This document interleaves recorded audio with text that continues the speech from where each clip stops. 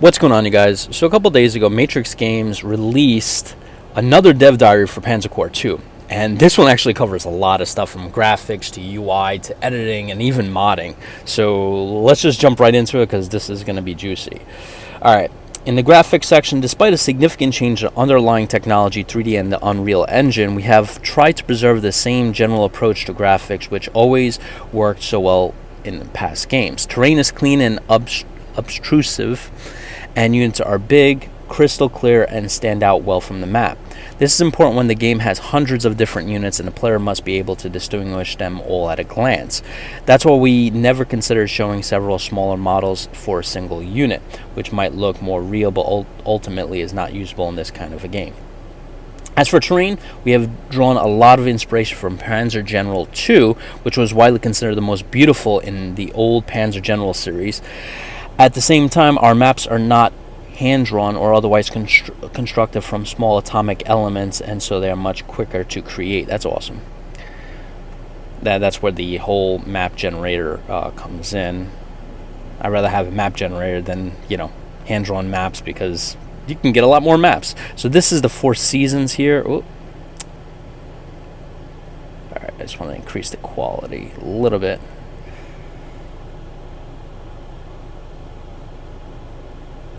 Let's see what this looks like.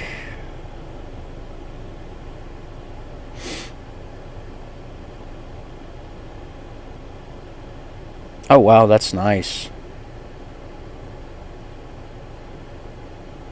I like the clouds going over. That's really nice. That's really cool. Okay, cool. UI. The UI in Panzer Corps 2 is a huge step forward in terms of functionality and usability when compared to its predecessor. It can scale to any monitor. All assets are done in 4K. Wow! Jeez, and scale to the required size. So if you guys are not familiar with 4K, it's considered Ultimate HD. Adapt to any screen ratio and allows scaling of certain elements, like the unit list and the minimap, to make the best use of screen space on any monitor, from square to super wide or multiple monitor configurations. Oh wow, okay, so that's actually pretty sick. So wow, alright, that's awesome. So basically, if you want, you can basically have Panzer Corps 2 running on dual monitors. It says multiple monitor configuration, so I'm thinking, it doesn't say limited to 2, so I wonder if you can push this to 3 monitors. That's a thing right now. People are into multiple monitors, so that's a thing. I know that. Alright, we're making sure that all the information about unit stats, traits, game rules, etc. is available directly on screen or in the tooltips and is easy to find. All commands will be available on the screen and easily discoverable without relying on hotkeys and other obscure means to invoke of functions. We can't wait to show you the new UI in action. Yeah, me neither. I can't wait to see it. Panzer Corps did not require the player to do a lot of routine micromanagement, but in the sequel we have tried to reduce it even further. For example, the player no longer needs to use supply button manually. All units will receive their supply, fuel, and animal automatically as long as supply is possible. That's cool. Less micromanagement. AI. The AI in Panzer Corps 2 is a complete rewrite. It does not reuse any code from Panzer Corps, and it uses some more advanced approaches. This means that the sequel features new, completely different AI opponents. The new AI is designed and implemented with random maps and random campaigns in mind. This means that it cannot rely on AI scripting at all. It must be able to figure out the structure of any map on its own. Oh, that's cool. Achieve any kind of scenario objective and try to prevent the opponent from doing the same. It can also purchase and deploy its whole army in case there are no pre-configured units in a given scenario. On the other hand, AI scripting options in Panzer Corps 2 are also richer than its predecessor. This means that it is possible to fine-tune AI to exact desired behavior, which can be useful in a historical setting. That's cool. Modding community of Panzer Corps was always strong and vibrant, and we are fully committed to making Panzer Corps 2 a motor-friendly game as well. Panzer Corps 2 will include the editor from day one, and this editor will be even easier to use than in than the editor in Panzer Core. Although the new map engine in 3D scenario designer still only needs to specify terrain type for each hex, and the rest of the map will be generated by engine automatically.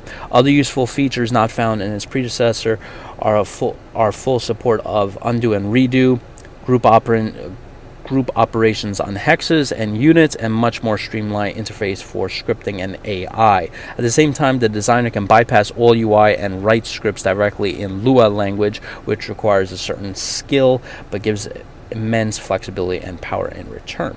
Just like in Panzer Core, gameplay data tables will remain in open text format and can be easily edited. People familiar with Unreal Engine can download Unreal Editor and create much deeper mods, which include adding new units, new terrain types, changing map generation rules, etc. Also, we are working on a proper mode manager, which was sorely missing in Panzer Core.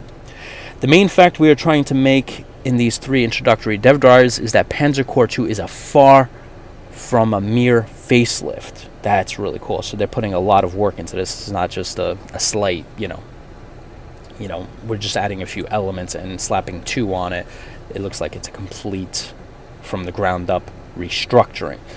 While staying true to traditions of the series, our goal is to improve playing experience across the board, and every single aspect of the game receives a lot of thought and attention. It is a huge and ambitious project for our small team, and we want to make it right, so it is taking a lot of time. In fact, much more time than originally expected. In hindsight, we were a bit too optimistic with our estimation and should have probably delayed the announcement, so bear with us, and we hope that once the game is released, it will be worth the wait. See you in the next dev diary. So this was a really good dev diary. It kind of gave us a good look into how the AI, the editing and modding is done. I really like that modding and editing the game is a significant, that they're putting a lot of work into this, because I believe with mods and fan-made mods, it extends the life of the game, if you don't have any mods to a game, eventually, the game dies out after a year or 2.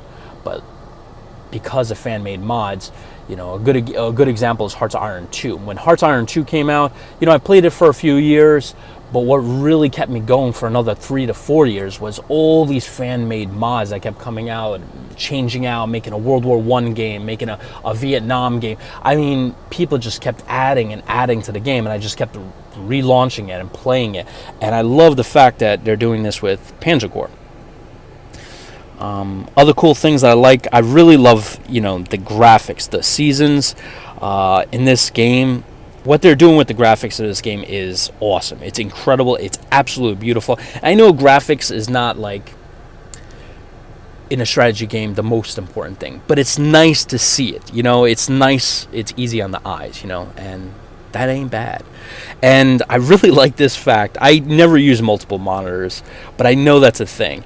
And I like the fact that it's available in this game. So if I decide to, hey, I want to see, the eastern side of Poland as well as the western side, and have 2 monitors displaying that, one monitor on the western side, one on the eastern side to deal with the Russians, and then the western side to deal with the Germans.